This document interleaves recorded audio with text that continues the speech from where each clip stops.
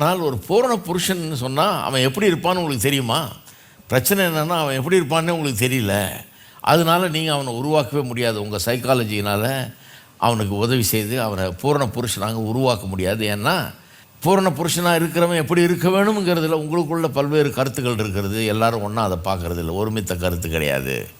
ஒருத்தர் ஒன்று சொல்கிறீங்க, இன்னொருத்தர் இன்னொன்று சொல்கிறீங்க. பல்வேறு அப்ரோச்சஸ் இருக்குது சைக்காலஜியில்.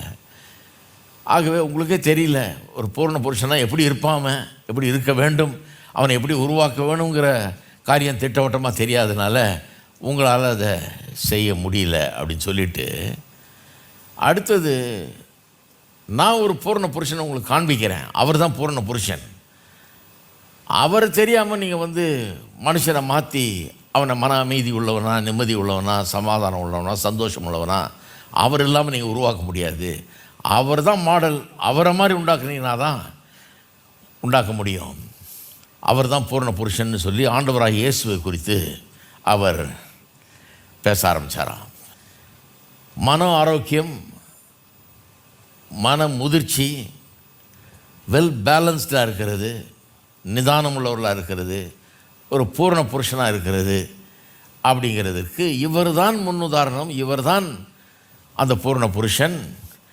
இவர் காண்பிக்கிற அந்த ஸ்டாண்டர்ட் அதுதான் மாறாத யூனிவர்சல் ஸ்டாண்டர்ட். யூனிவர்சல் ஸ்டாண்டர்ட்னா மொழி, நிறம், இனம் இது எல்லாத்துக்கும் அப்பாற்பட்ட விதத்தில் இப்படி தான் மனுஷன் இருக்கணும். அவன் எந்த மொழியினாக இருக்கணும், எந்த நிறத்தவனாக இருக்கணும், எந்த இனத்தவனாக இருக்கட்டும், பூரண புருஷன்னா அப்படி தான் இருக்கணும். ஆணாக இருந்தாலும் சரி, பெண்ணாக இருந்தாலும் சரி, இப்படி தான் ஒரு மனுஷன் இருக்க வேண்டும் என்பதற்கு இவர் தான் அடையாளம் அப்படின்னு சொல்லி இயேசுவை குறித்து அறிமுகப்படுத்த ஆரம்பித்தாராம்.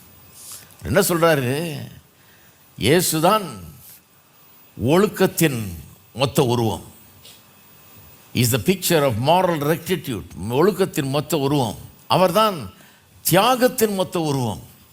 அவர்தான் தாழ்மையின் மொத்த உருவம். அவர்தான் தேவனை நம்பி வாழ்கிற ஒரு மனுஷன் எப்படி இருப்பான்றதுக்கு அடையாளம். அவர்தான் தேவன் பேரில் பற்றுள்ள மனுஷன், தேவனுக்காகவே வாழுகிற மனுஷன் எப்படி வாழ்வாங்கிறதுக்கு அவர் தான் அடையாளம். ஒழுக்கம், தியாகம், தாழ்மை, கர்த்தரை நம்பி வாழ்கிறது, கர்த்தருக்காகவே வாழ்கிறது அப்படிங்கிறதுக்கெல்லாம் இவர் தான் ஒட்டுமொத்த அடையாளமாக இருக்கிறார் அப்படின்னு சொல்லி ஆண்டவராகிய இயேசுவை குறித்து அவர் காண்பிக்க ஆரம்பித்தாராம்.